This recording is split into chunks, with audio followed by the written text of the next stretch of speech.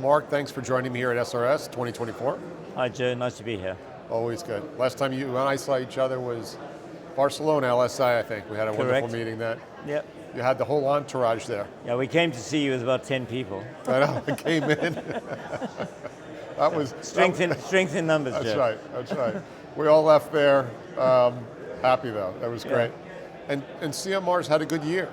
Yes, I think so. You know, it's been, as you well know, we went very fast in the beginning. Started, you know, with the CGI in 2014, first in human in 2019, into the NHS in 2020. Possibly too fast. Well, you've got the momentum, you had the financing, you have the technology, you have the platform, and of course, moving that fast, you're going to have to make decisions. Yes. In order to keep that momentum going. As you thought through those decisions, retrospectively, what do you wish you would have had a little more time in, if anything?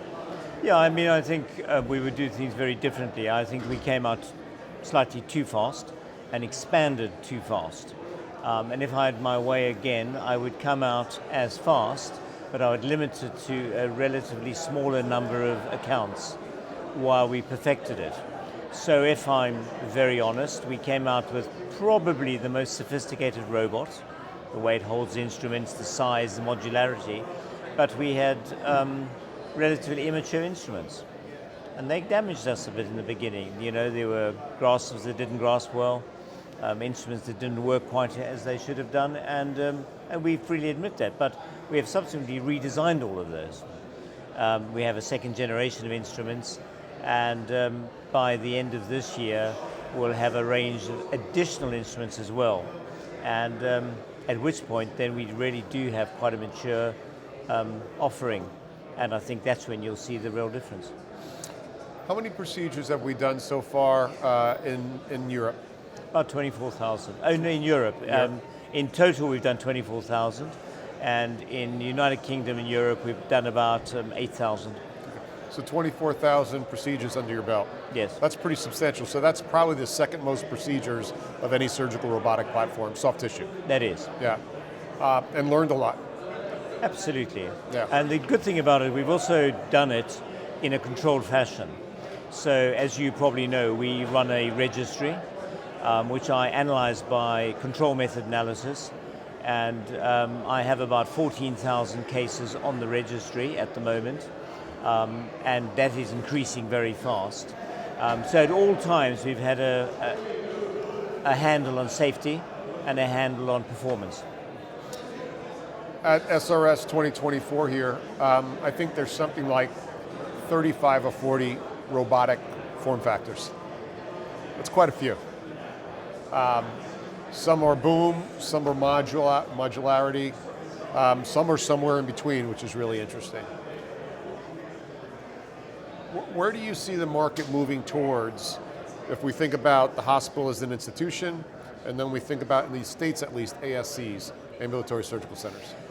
So I think my approach, Joe, right in the beginning was, you know, I trained people in minimally invasive surgery for years.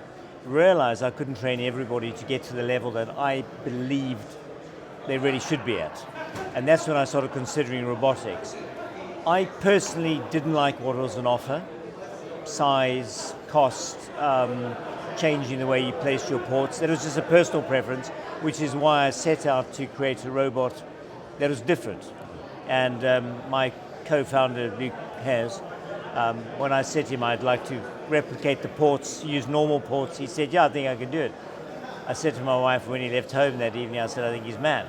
Anyway, he wasn't, and we have. So my idea was to replicate minimal access surgery, and because we hold the instruments end on, we have greater reach. We can achieve it with a small size, small form, and same ports, same port positions, same procedural steps. And I think that is a change from the others. Pretty much most of the other robots are Da Vinci's, but possibly not as good as Da Vinci. And then there are these hybrids somewhere in the middle. I do believe we can do everything robotically. We can also be hybrid if we want. Does the world need another 4-tower robot system or large boom robot system for the sake of the robot? Or what else do we need more of in this category? So I don't think we do need necessarily more tower robots. When I look at the acquisition of robotics in the world, you think it started in 2001. And if you look globally, and excluding the United States, probably 3-4% of minimal access procedures globally are done robotically. And that's quite slow on the curve of diffusion of innovations. That sort of tells me that it didn't quite appeal to everybody. And I actually tested that. I did a Delphi on a pile of advanced laparoscopic surgeons and said, well, why haven't you converted? And they came back with the tradition, you've heard it all, too expensive, too big, change of steps, etc., etc. Pretty much the prejudices that I held. And so I think there's need to have a change of a system that will allow people to adopt. So I think when you talk about your innovators and your early adopters, you can give them a knife and a fork and they're pretty comfortable.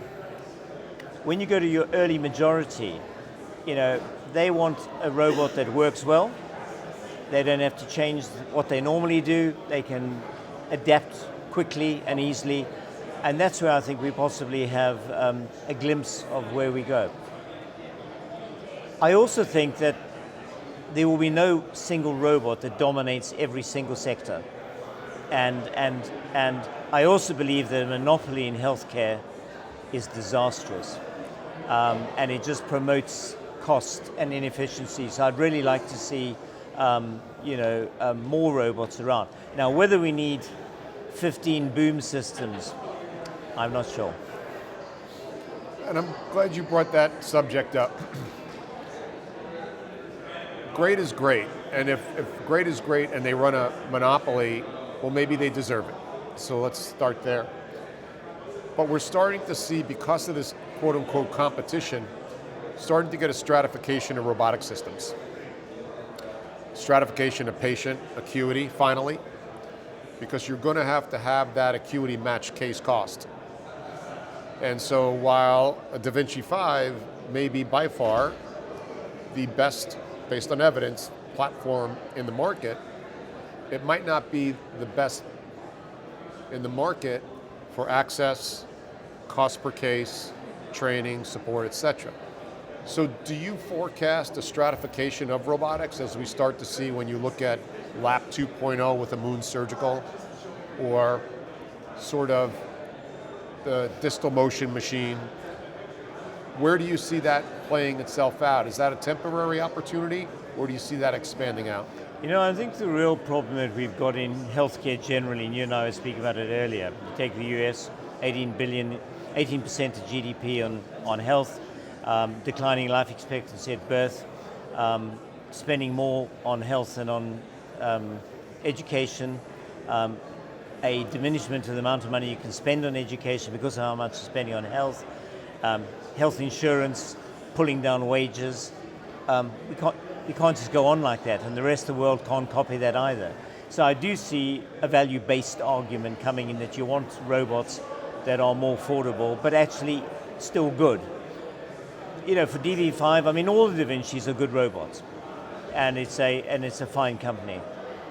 The question you ask is, if the DV5 comes out at 30% more than the XI, will it give 30% better improvement?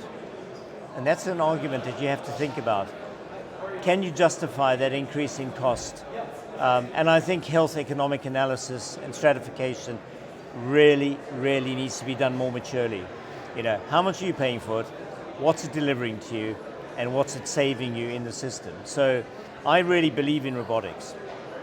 For the simple reason, 35 years after the onset of MAS, 60% of people are getting open surgery. If we could get 90% of people getting open surgery, we reduce the complications by 50%. That's a massive saving. And it's not going to happen with laparoscopy because it's been around for that long. So the solution is robotics.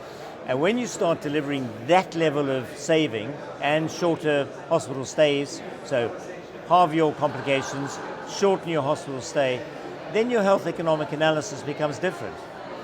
So I want to unpack two things there. Since 1990, the administrative load on the healthcare system has grown 3,500%. The surgical growth has been 150%. I would argue the cost in healthcare is not bedside. It's the entire ecosystem leading up to that. And the administrative load, the payers, the providers, that is where the problem needs to be solved. Yet robotics continues to come back and think it's the sword that can cut that cost. I think we can cut costs, and I think we can empower more surgeons. But are we fighting windmills with that argument all the time? I think you're right. I mean, there are so many perverse incentives in healthcare. I think a free market economy is good for business. I'm not convinced it's good for healthcare. And there's some very convincing arguments by one of the Nobel laureates that it's not.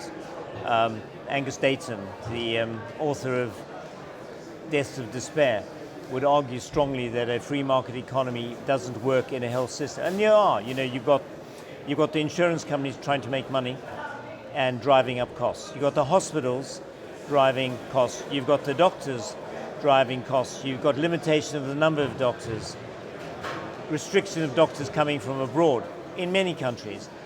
Those are all drivers of expense, yes, and no, the robot will not solve all those things.